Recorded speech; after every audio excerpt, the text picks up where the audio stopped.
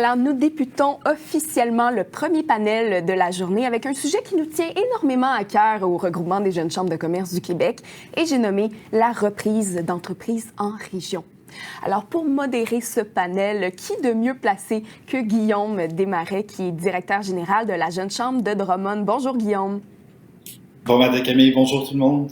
C'est vraiment un plaisir pour moi d'être ici ce matin, de parler de reprenariat en région. Et on a un panel de repreneurs chevronnés qui vont venir nous parler de leur expérience, qui vont développer sur les défis, les opportunités qui se présentent aux repreneurs en région. Donc on a Indira Maudit, présidente directrice générale et propriétaire de Viande La France. On a Laurence Marquis, copropriétaire de Capitaine Homard. Jessica Roussy, directrice générale de Mode Choc.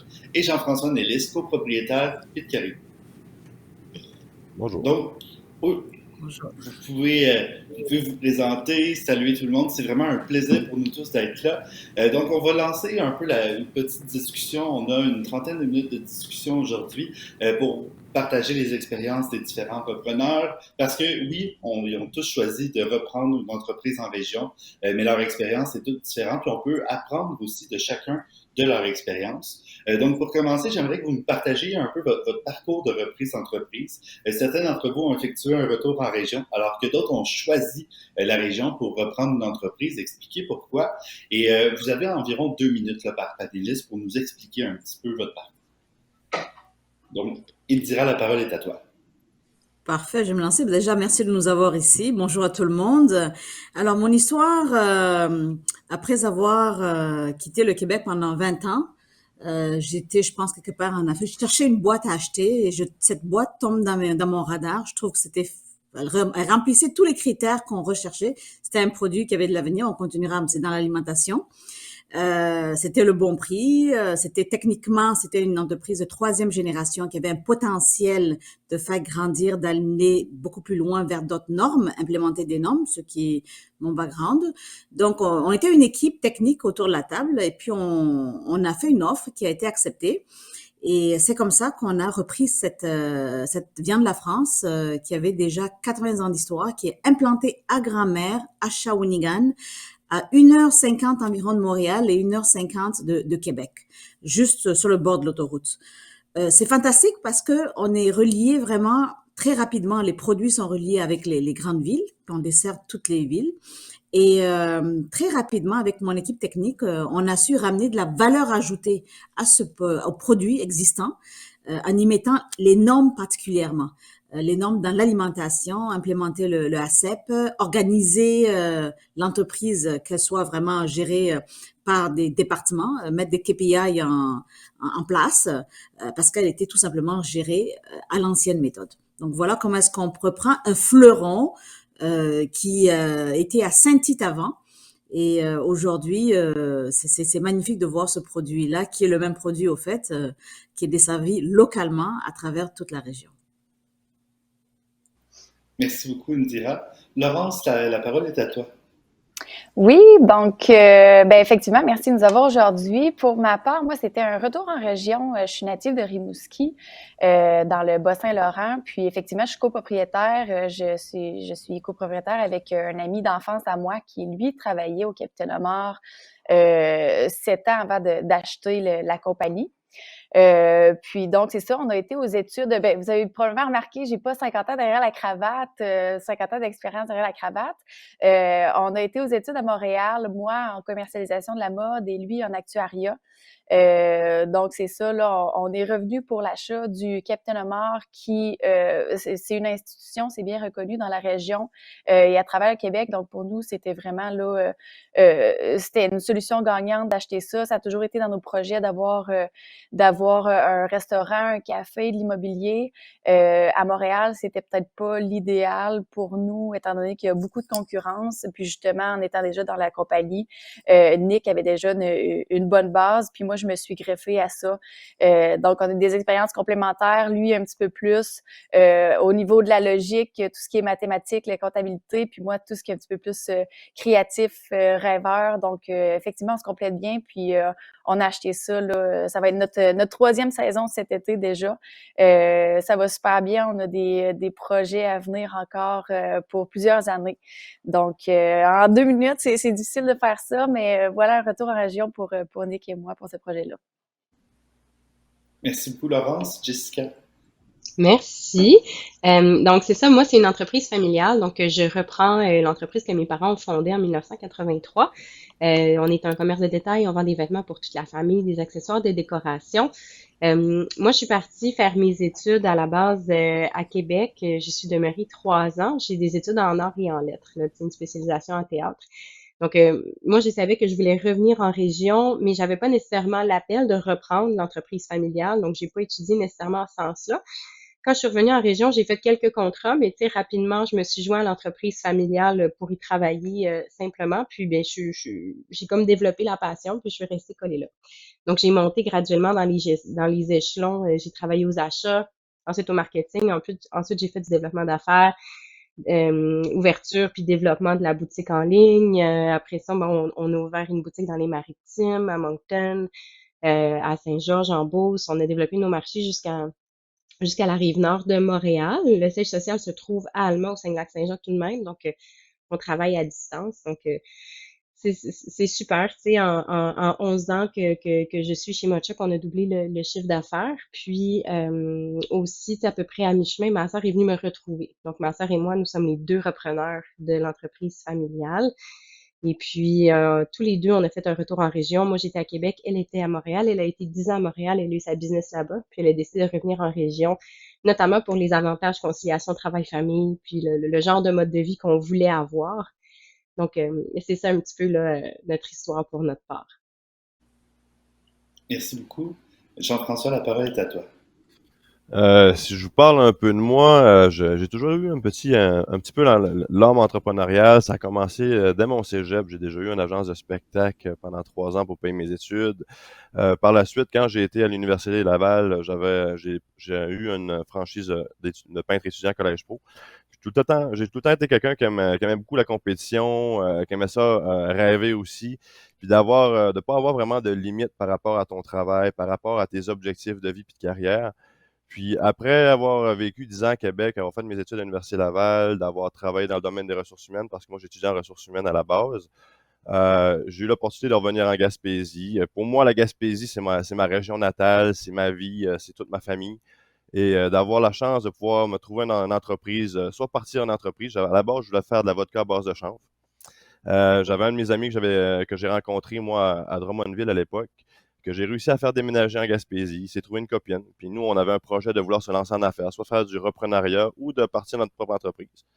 Puis à un beau moment donné, on voit sur Facebook Francis Jonca, qui était propriétaire de Pit Caribou à l'époque, développer un nouveau projet. Fait que Vincent me dit crime, on l'appelle dessus. C'est comme ça que ça a commencé, nous, avec Pit Caribou.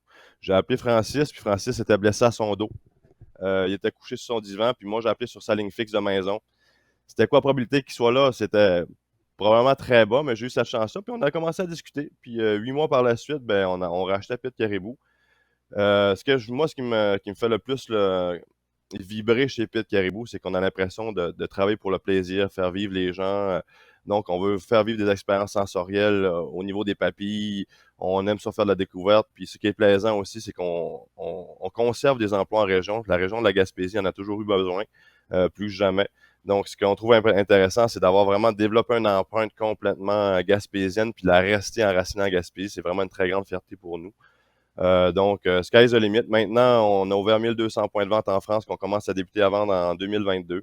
On va commencer à vendre un petit peu à l'international. On continue à développer le Québec avec plus de 2600 points de vente. On a racheté 1000 points de vente depuis les 3 dernières années qu'on est là.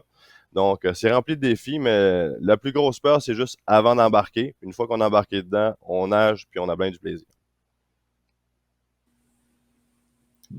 Dans vos parcours, vous avez tous parlé de certains avantages, certains inconvénients de faire du reprenariat en région. Il y a notamment une mention là, de la conciliation travail-famille.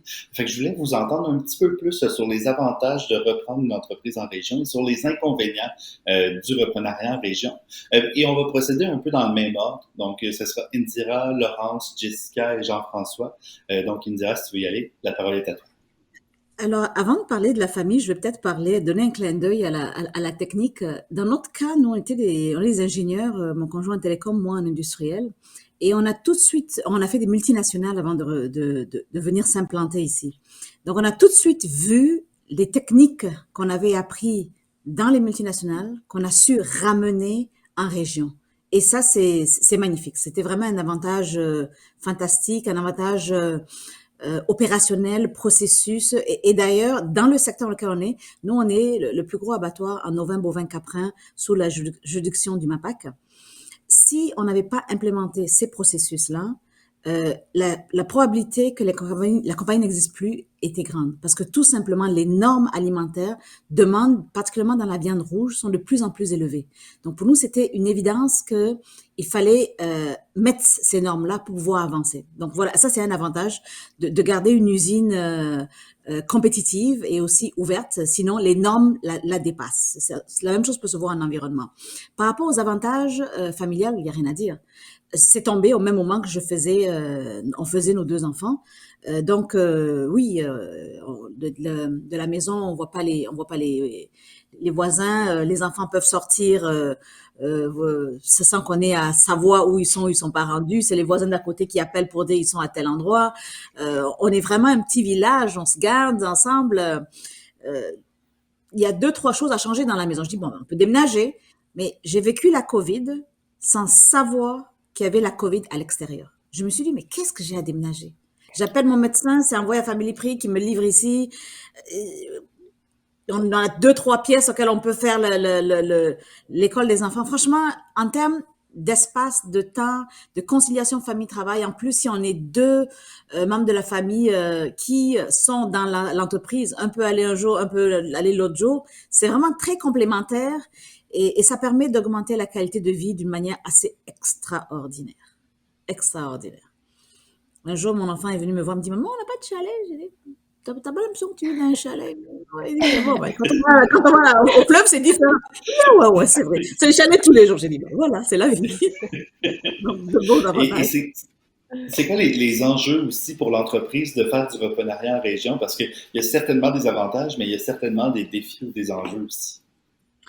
Ben, pour nous, l'enjeu, j'ai eu du mal à le croire parce que moi, j'ai grandi à Montréal, mais c'est quand même l'enjeu de l'inclusion est catastrophique. Même pas, c'est catastrophique. Il faut pas se le cacher, là. Il faut pas se le leurrer, là. Je suis chez moi sans être chez moi. Je dis, mais il y a un problème. Donc, c'est très simple. Quand on me demande d'où tu viens, je dis, ben, je viens de Montréal. Donc, déjà, c'est un bémol.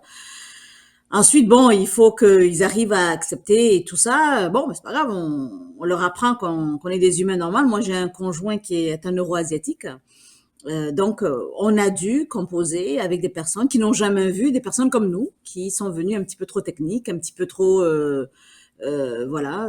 Moi, je pense que l'enjeu le plus important et grave et qui m'a fait prendre conscience qu'on a un devoir collectif d'inclusion, ça a été cet enjeu-là.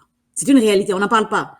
Bon, c'est peut-être pas beaucoup de personnes comme moi, là, mais c'est sincèrement catastrophique. Il y en a des efforts à faire et il faut qu'on s'en rende compte, qu'on l'accepte, qu'on éduque, qu'on en parle, qu'on encourage d'autres. Aujourd'hui, dans le cas de la main-d'œuvre, qui a été très, très difficile, nous, ce qu'on a fait, il n'y a pas beaucoup de gens qui veulent travailler manuellement dans les abattoirs. Donc, ce qu'on a fait, on a quand même travaillé avec l'étranger pour faire venir du personnel. Sur 40 employés, je suis très fière de dire qu'on a 14 nationalités. Faire assembler et travailler 14 nationalités ensemble, c'est quelque chose. Chez nous, ça va très bien. Mais les intégrer dans la société est tout un défi. C'est tout un défi. Pourtant, ce sont des francophones pour la plupart, ils viennent de pays francophones. Donc voilà, mon plus gros défi, je pense, a été ça. Mais on passe à travers, ça se passe bien, c'est faisable et on est fiers de dire qu'on est une compagnie qui montre l'exemple sur l'inclusion. Merci beaucoup, Laurence. Un peu t'entendre sur les enjeux et les avantages de Oui, faire du reprenariat en région. ouais, ben, un petit peu dans le même ordre d'idée par rapport à ce qui est de la main-d'œuvre. Nous, la population étant un petit peu plus, ben, le nombre de gens, c'est sûr qu'il est un petit peu plus restreint. En plus, à Sainte-Flavie, là, qui est à peu près à une quinzaine, vingtaine de minutes de la grande ville de Rimouski et de celle de Montjoly. C'est pas toujours facile en étant saisonnier également. Là, on n'a pas toujours là, des gens qui sont prêts à ne travailler que l'été. On a essayé à plusieurs reprises, nous aussi, là, d'amener des gens de l'extérieur à venir travailler chez nous. C'est pas toujours facile. Les demandes se sont faites. Mais voilà, là, nous autres, on a fait notre part, mais effectivement, c'est pas toujours facile là, d'apporter des gens à venir en région. Par contre, c'est probablement le seul désavantage que je vois effectivement, là, tout ce qui est par rapport à la position géographique. En plus, nous, on est sur le bord du fleuve. On a une vue époustouflante. En travaillant, je me prends toujours là, au moins un petit 2 minutes pour apprécier les couchers de soleil à chaque soir. C'est vraiment apaisant. J'habite, moi, dans les montagnes en plus, fait que j'ai un petit peu le meilleur des deux mondes, là, la terre et la mer. Puis par rapport à notre offre, nous autres, c'est des fruits de mer. Évidemment, Capitaine Omar, vous aurez bien compris qu'on est spécialisé là-dedans. Donc, la proximité aussi là, avec nos produits, puis la fraîcheur des produits, c'est quelque chose d'important. Mais c'est ça. Aussi, là, tout ce qui est de ma famille, je suis revenue près de mes parents. J'ai pas d'enfants encore, mais évidemment, c'est quelque chose qu'on pense, mon copain et moi. Puis c'est ça, c'est plus tentant de faire ça ici. Moi aussi, j'ai une belle grande cour. J'habite à côté d'une station de ski. Fait que peut-être prochainement, pour l'instant, nos enfants, c'est nos compagnies respectives, à mon copain et moi. Mais voilà, c'est ça, là, c'est apaisant. C'est toujours des moments très stressants pour nous que d'avoir une compagnie. Les gens se basent sur nous pour absolument tout dans la compagnie. Fait que c'est facile d'arriver à la maison stressé, mais c'est aussi facile de pouvoir se reposer un petit peu plus là, en étant à la région, encore une fois, soit près de la mer ou près de la montagne pour ma part. Merci beaucoup. Jessica, si tu veux parler un peu des avantages et des enjeux qu'il y a à faire du reprenariat en région. Oui, certainement. Ben, les avantages, tu sais, pour moi, c'était évident. Tu sais, j'ai toujours eu un amour pour ma région natale, puis notamment spécifiquement le lac Saint-Jean. En fait, là, moi, j'ai grandi sur le bord de l'eau, puis j'ai eu la chance de pouvoir m'établir, d'acheter une maison il y a une dizaine d'années sur le bord de l'eau.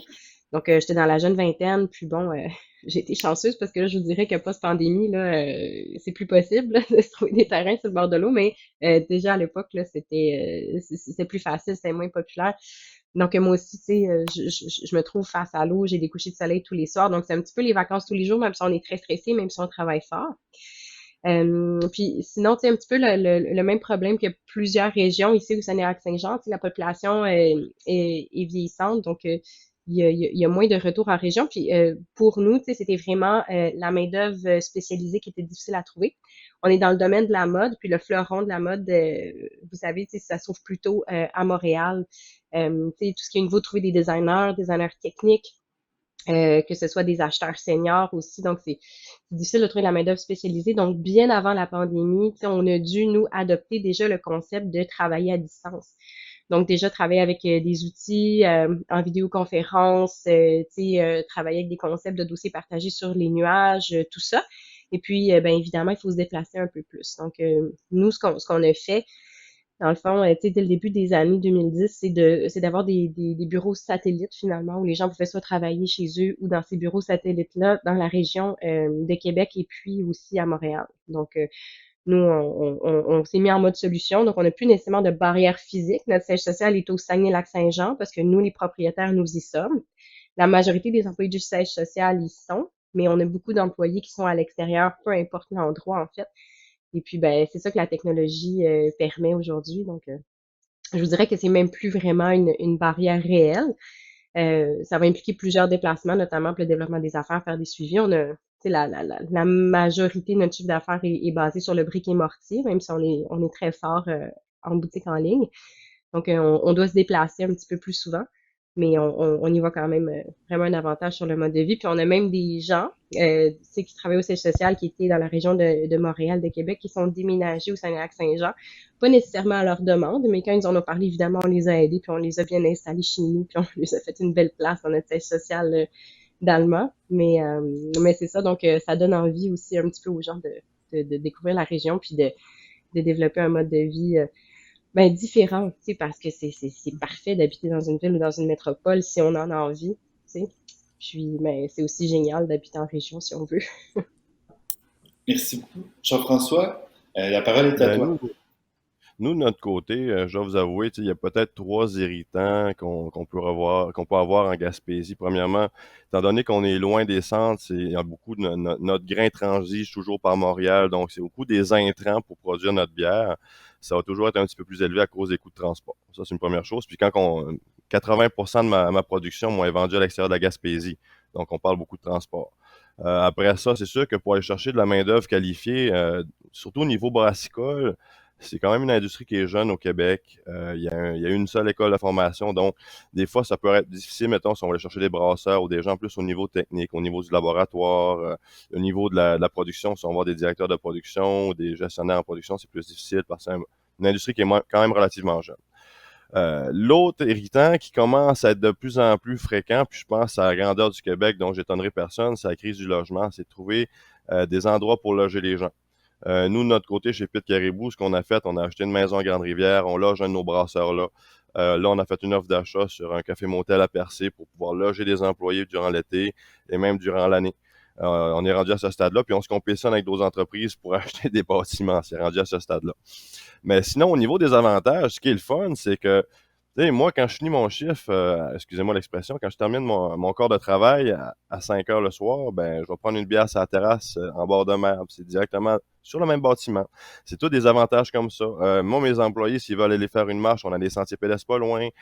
Tout ce qui va toucher au niveau du sport et des loisirs extérieurs, c'est sûr qu'on va être hyper avantagé. Le coût de la vie est plus intéressant. Moi-même, père de deux enfants, je dois vous avouer que c'est un endroit merveilleux, la Gaspésie, pour élever une famille. Moi, l'été, j'ai des poules qui se promènent sur mon terrain, des canards, j'ai un ruisseau en arrière de chez nous. Donc, mes enfants peuvent se permettre de vivre la nature. Puis je considère que c'est quelque chose qui n'a pas de prix pour une famille et pour des enfants de venir vivre en région. Parfait, merci à vous tous. Et là, on va aller un peu personnellement, ce qui a fait le succès de votre parcours de reprenariat. Quels sont les savoir-être, les savoir-faire qui vous ont permis de vous démarquer? Mais par contre, je vais ajouter un défi à cette question-là. Je vais vous inviter à le faire en 1 minute ou moins par personne, mais selon vous, quels sont les savoir-être, savoir-faire qui ont permis de vous distinguer ou qui ont permis de réussir votre projet de reprenariat? Et là, on va y aller dans l'ordre inverse. Donc, on va faire Jean-François, Jessica, Laurence, Indira. Donc, Jean-François, si tu veux y aller. Savoir-être, la première chose la plus importante, c'est de faire de l'écoute active. C'est vraiment apprendre à écouter les gens parce que quand on rentre dans un nouveau domaine, une nouvelle entreprise, ça crée un stress à tout le monde. Donc, c'est vraiment prendre le temps de prendre les gens par la main, de s'impliquer auprès de ces gens-là et de leur démontrer vraiment un intérêt. Ça, c'est la chose la plus importante. Le savoir-faire, ça va dans le même sens. C'est de savoir non seulement l'écouter, mais de passer aussi à l'action sur ce que les gens vont nous dire par rapport au point d'amélioration de l'entreprise. Donc, moi, c'est vraiment au niveau de l'écoute qui va être la clé de tout là, en ce qui concerne le reprenariat. Jessica, selon toi, c'est quoi les savoir-être et savoir-faire importants pour réussir son reprenariat en région? Oui, ben moi je pense que dans mon cas, c'est l'humilité. C'est vraiment important, peut-être plus spécifiquement dans un contexte d'entreprise familiale, parce que bon, on est la fille de l'autre ou le fils de l'autre, donc évidemment, je pense qu'il faut savoir un petit peu faire nos preuves, mais dans l'humilité, puis pas prendre les choses pour acquis, parce qu'il faut un petit peu prouver à l'équipe que on est bienveillant puis on est capable. Et puis aussi, ben, tu sais, dans mon cas, c'est spécifiquement savoir s'entourer en fait de professionnels, d'experts, puis d'avoir une écoute puis une ouverture envers ça, c'est excessivement important. Surtout dans le contexte où moi, j'avais pas nécessairement d'études là-dedans, mais je connais la business parce que j'y suis née. Donc, de s'entourer stratégiquement, c'est excessivement important là, tu sais, pour faire grandir une entreprise, la faire fleurir finalement, puis de déléguer puis de responsabiliser les gens autour. Pour moi, ça a été vraiment, je pense, la clé du succès là, qui nous a permis de grandir rapidement. Merci, Laurence. Pour toi, les savoir-être, savoir-faire importants. Oui, ben, il y a des bons points qui ont été mentionnés là, par Jessica et Jean-François. Moi, je rajouterais le courage, ben, d'abord le courage de se lancer en affaires, puis le courage aussi de prendre des décisions qui sont importantes, puis d'assumer les décisions qui seront prises. Ça sera peut-être pas toujours les meilleures décisions, mais c'est ça, de les assumer. Là, on n'a pas le choix. Je pense que rendu là, c'est toujours là, des grosses décisions qu'on a à prendre. De pas négliger les contacts aussi, là, c'est très important. Je pense qu'il y a toujours quelqu'un qui va avoir quelque chose d'important à nous apprendre à quelque part. Donc, effectivement, là, l'humilité là, à travers tout ça est très importante. Ouais. Difficile de faire ça en 1 minute, encore une fois. Là. Il y a beaucoup de choses là, qui est important, mais de façon générale, là, ça serait ça. Indira, pour toi, les savoir-être, les Ouais. savoir-faire importants pour réussir? Alors, je pense que nous, ce qui nous a accompagnés vraiment pour nous aider à réussir, ça a été nos compétences et nos expériences qu'on avait eues, qui étaient assez solides. Et avec de la communication, l'humilité, l'intégration, prendre le temps de se faire intégrer. Donc, on a pris beaucoup de temps à inviter les gens, se faire comprendre, juste leur faire remarquer qu'on était des humains normaux. Et puis, ensuite, je pense, le dernier point, c'est la résilience. Parce que le non et puis le refaire et le recommencer est tout à fait à l'ordre du jour. Donc la résilience, le courage de toujours continuer en amenant les bonnes solutions en étant absolument intégrant et inclusif. Merci beaucoup à vous quatre. On s'est rencontrés peu avant le panel là, pour discuter un petit peu de votre expérience de reprenariat en région et vous avez toutes mentionné que vous contribuez activement au développement économique régional. Fait que je voulais vous entendre un petit peu là-dessus. Là. Pourquoi est-ce que c'est important pour vous de contribuer activement au développement économique régional ou comment vous contribuez au développement économique régional de votre région? Moi, je pense qu'on va y aller dans le même ordre que la précédente question. Donc, Jean-François, Jessica, Laurence, Indira. Et aussi parce que c'est un grand thème et on aime se mettre du défi. Vous avez un petit 2 minutes pour répondre à cette question-là. Donc, Jean-François, tu as 2 minutes. Mais merci beaucoup, Guillaume. C'est super intéressant parce que, premièrement, nous, Pit Caribou, nos premiers clients, c'était à Gaspésie. Donc, on se sent redevable. Puis, en même temps, ça nous permet de créer une économie qui est circulaire. Donc, quand vous prenez une bière Pit Caribou qui est aux fruits, ce sont des fruits qui poussent au Québec, ce sont des fruits majoritairement qui proviennent de la Gaspésie, que ce soit les fraises de la ferme Tradition Bourdage, que ça peut être les aménages de Saint-Maxime du Mont-Louis, etc. Donc, nous, on trouve ça primordial parce qu'on crée de la richesse en région. On est souvent dans des régions, je veux pas dire qui ont été laissées pour compte dans les dernières décennies, mais on a vraiment un problème de développement économique qui est en train de se résorber, mais ça prend des entrepreneurs qui vont être capables de développer ces économies circulaires-là. Ensuite, il n'y a pas juste le fait de consommer, d'acheter des produits pour faire nos propres produits transformés qui sont importants chez Pit Caribou, c'est s'impliquer au niveau de la communauté, au niveau social. Donc, il y a eu le lancement de la création de la nouvelle école de permaculture de Val d'Espoir. On a investi. On était la première entreprise à investir dans ce projet. Ensuite, dans les 3 dernières années, on a investi près de 12 000 à l'Association de cancer de l'Est du Québec en faisant une bière collaborative pour eux autres. On a investi de l'argent dans les camps de jour, mais on veut pas faire de commandite dans les camps de jour de certains villages en Gaspésie pour donner accès aux enfants, justement pour pouvoir aller avoir accès aux camps de jour durant l'été. Donc, il y a plein de petites activités qu'on fait, qu'on considère importantes parce qu'en même temps, ce sont les gens de la région de la Gaspésie, en partant, qui ont fait vivre Pit Caribou, qui fait en sorte qu'on est capable de pouvoir avoir une entreprise qui est florissante, qui est reconnue au niveau international. On est rendu qu'une 40aine de médailles au niveau de la qualité de nos produits à l'international. Puis, ça commence par ces gens-là. Donc, en créant cette économie-là, en créant ce sentiment d'appartenance-là, ben, tout le monde est gagnant. Merci beaucoup. Jessica, pour toi, en quoi c'est important de contribuer au développement économique de la région?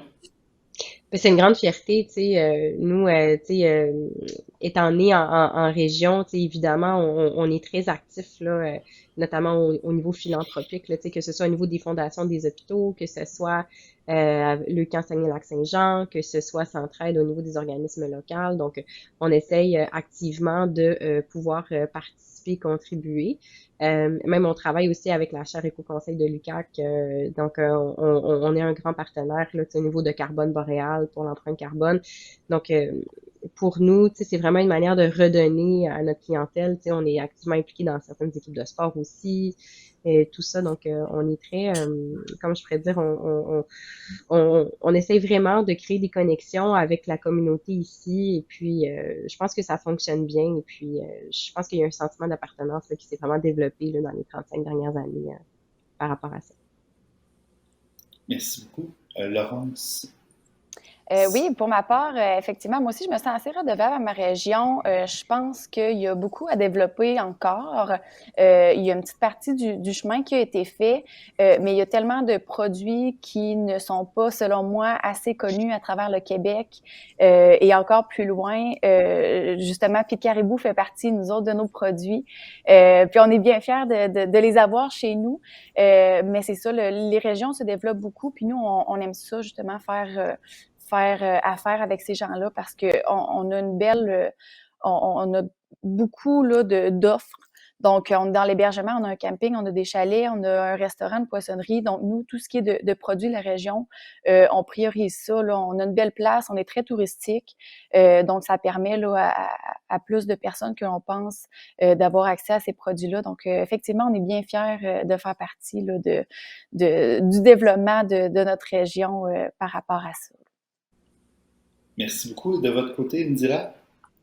Alors, pour nous, c'était tellement important de s'impliquer dans la région que lorsque j'ai pris le temps de parler aux divers investisseurs, je n'ai pas voulu attacher le financement sans impliquer la partie locale. Donc, j'ai mis le CLD à l'époque, qui est devenu la gestion de la ville, la SADC, Fonds de soutien local, et puis les gros investissements Québec et bien entendu les autres partenaires. Mais pour moi, c'était partie intégrante parce que c'est avec eux qu'on a fait le chemin de l'intégration même de nos produits avec qui on était, comment on voulait rouler la business. Donc ça, c'était le premier champ. Ensuite, tout de suite après, 2-3 ans après, moi, je me suis impliquée. Je suis dans la chambre de commerce de Shawinigan. Je suis la première présidente, vice-présidente de la chambre. Je participe à tous les événements qu'il y a à faire dans la région. Et là, actuellement, on a une campagne de locavore. Je fais un produit 100% local. Donc, on est de l'avant lorsqu'il y a les galas annuels. Nous servons nos produits gracieusement à tout le monde. C'est vraiment, pour nous, c'est important. Je suis pas comme les 3 autres panélistes qui sont de leur région. J'ai décidé et j'ai choisi cette région par cœur et par choix. Donc, il faut m'aimer, on va le faire ensemble. Et aujourd'hui, ils sont fiers de dire, bah, je suis Saint-Bonifacien, je suis Shawiniganais, ils nous appellent pour sauver une multitude de solutions. Ben, nous faisons rayonner. Je le dis, c'est dans notre vision. Hein. Nous sommes issus de la diversité et nous laisserons un monde meilleur qui se lira dans le résultat de nos employés, de nos clients, de nos partenaires et fournisseurs. Ça fait partie de la vie que de travailler avec tout le monde et de se sentir inclusif dans nos régions. Et pour conclure, en une phrase, pourquoi il est avantageux de reprendre une entreprise en région? Puis pourquoi il est plus avantageux de reprendre une entreprise en région vis-à-vis les grands centres? Donc, ça va être Indira, une phrase, Laurence, une phrase, Jessica, une phrase, Jean-François, une phrase. Mais on va essayer de faire ça en une seule phrase le plus court possible. Bon, Donc, j'ai fondé une entreprise, j'ai été employée de multinationale, j'ai été employée à Montréal, j'ai fait les 5 continents. C'est le meilleur endroit où vivre avec ma compagnie. Je vous le dis, en région, il n'y a rien à faire. Et je les ai tout vus. Hein, donc, une phrase, je pense que j'ai fait tout. Laurence, une phrase? Moi, je trouve ça très valorisant de faire partie du développement de ma région, tant par rapport, encore une fois, à l'offre que le capitaine Omar peut se permettre, qu'avec l'équipe qu'on a aussi derrière nous. Évidemment, on est 2 copropriétaires, mais on ne pourrait jamais y arriver seul. On a plus de 50 employés derrière nous aussi là, qui font une grosse partie du travail. Donc, très valorisant comme emploi, que je ne considère pas comme un emploi, mais plus une façon de vivre. Jessica, en une phrase? Oui, ben moi je pense qu'il y a beaucoup d'opportunités en région, notamment parce que il reste de la place pour de l'offre en fait. Donc, tu sais, des fois, justement, il manque de compétition, ce genre de choses-là. Et puis, l'esprit de communauté, puis l'esprit familial qu'on va retrouver au sein d'une entreprise régionale, moi, je trouve ça précieux, puis c'est quelque chose à chérir que je pense qui est une grande force. Jean-François, en une phrase? 3 mots. Opportunité, liberté, famille. Parfait. Donc, c'est ce qui conclut un petit peu le panel. On va passer aux questions du public. Moi, je lance une question, puis vous pouvez répondre rapidement. Puis la première, je pense qu'elle s'adresse à toi, Indira. Donc, un parcours universitaire international, est-il un frein ou est-il utile pour diriger l'entreprise en région?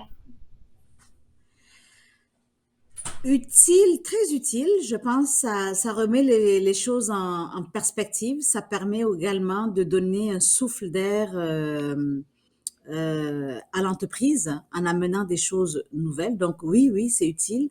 Est-ce que c'est essentiel? Non, mais comme j'ai dit, j'ai tourné à travers le monde et avoir une entreprise en région, surtout lorsqu'on a les enfants qui grandissent, c'est vraiment c'est vraiment un rêve. Maintenant, ce qui est magnifique, c'est qu'on peut dupliquer ce que l'on a ici en région ailleurs. Je m'explique. Aujourd'hui, j'ai beaucoup de pays qui nous appellent pour avoir l'expertise de création d'une usine comme la nôtre dans d'autres pays. Et voilà comment est-ce qu'on fait le lien et on peut se reproduire. Voilà comment est-ce qu'un parcours international peut amener de développement entre des produits canadiens vers l'extérieur. Et je l'annonce là, je vais à Dakar dans 4 mois, dans 4 semaines, justement pour montrer un best success story technique qui a été accepté par la francophonie, par l'équipe technique scientifique de la francophonie. Et cela n'aurait pas été fait si j'avais pas eu un parcours technique dans lequel je pense global. Donc oui, je suis allée de global à régional, à vraiment usine PME. Et aujourd'hui, on est en train de déployer ça de manière globale. Merci beaucoup. Ensuite, je vais lancer des questions, puis si vous vous sentez appelé par la question, vous pouvez répondre. Donc, en quoi être deux ou être en famille est-il un atout pour reprendre une entreprise en région? Moi, Laurence, oui. moi, ça, je me sens concernée. En étant deux, ben, comme je mentionnais tantôt, on est très complémentaires. Avoir été seule dans cette entreprise-là, je pense que ça aurait été beaucoup plus ardu. Évidemment, il aurait fallu que je délègue bien plus. Puis concernant la famille, il y a un soutien, un gros soutien, ben, pour ma part financier et moral, autant de mes amis que de mon copain, que de mes parents. Je pense que mes parents ont été la raison pour laquelle je me suis pas ramassée à pleurer en petite boule trop souvent. Ils ont été là, ils sont fiers de moi, ils m'aident beaucoup, sont travaillants presque autant que moi, en fait. Pour ma compagnie, ils font partie de tout ça.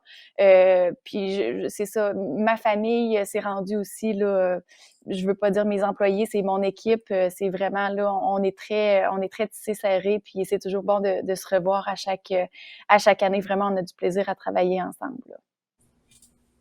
Merci beaucoup. En tant J'aimerais, que... Vas-y, excuse-moi, Jessica. je sais pas si je peux rebondir là-dessus, là, notamment, tu sais, moi, c'est vraiment, tu sais, d'avoir quelqu'un qui est complémentaire à soi, ben, tu sais, veux pas, ça augmente la qualité puis la conciliation travail-famille pour l'entrepreneur. Tu sais, moi, j'ai un fils de 18 mois, je suis enceinte de mon deuxième enfant également. Donc, de savoir que je vais pouvoir vivre quelque chose qui ressemble à un congé maternité, de savoir que, parce que ma sœur est là, puis parce qu'on a une équipe de direction vraiment solide, donc, tu sais, l'importance de bien s'entourer, tu sais, pour pouvoir se permettre que la compagnie continue d'avancer malgré le fait que nous, on a des choses personnelles à vivre. Donc, ça, c'est merveilleux, tu sais, de pouvoir se permettre ça. Et n'hésitez pas à rebondir comme Jessica et J'aimerais Indira vont le faire.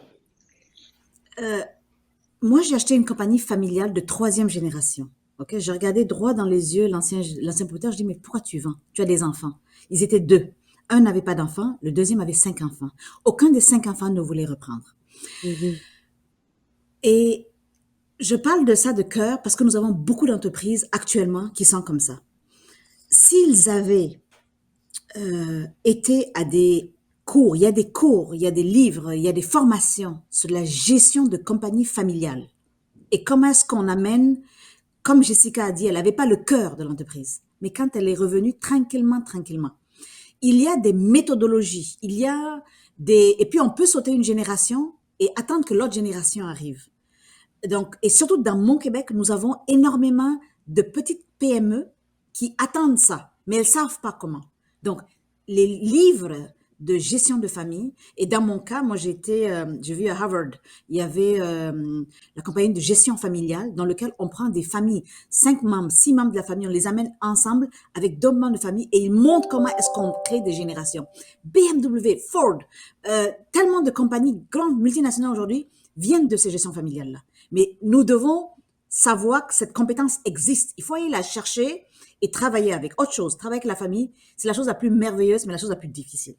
Donc, il faut savoir qu'il y a des écrits, il faut les lire. Il n'y a pas besoin de réinventer la roue, de se taper à travers le mur. Pour moi, c'est important.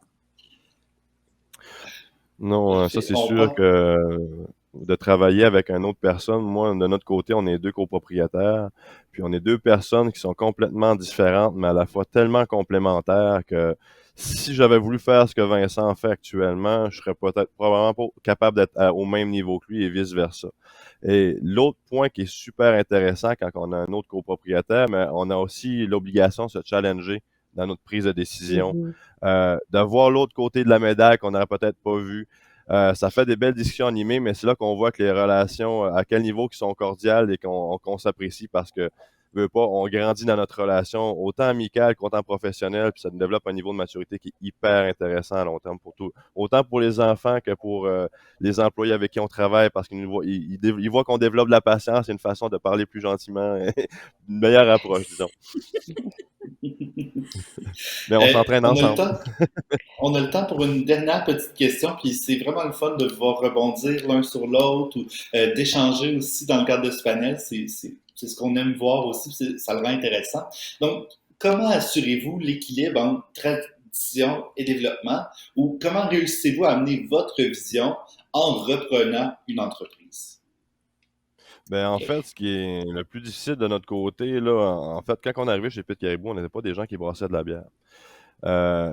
Pour le commun des gens, Pit Caribou, c'est une entreprise qui a le vent dans les voiles, mais c'est une entreprise, c'est quand même, on développe de la chimie brassicole. Donc, on travaille avec des levures, avec des produits vivants. Il y a beaucoup de connaissances à apprendre avant de développer son empreinte.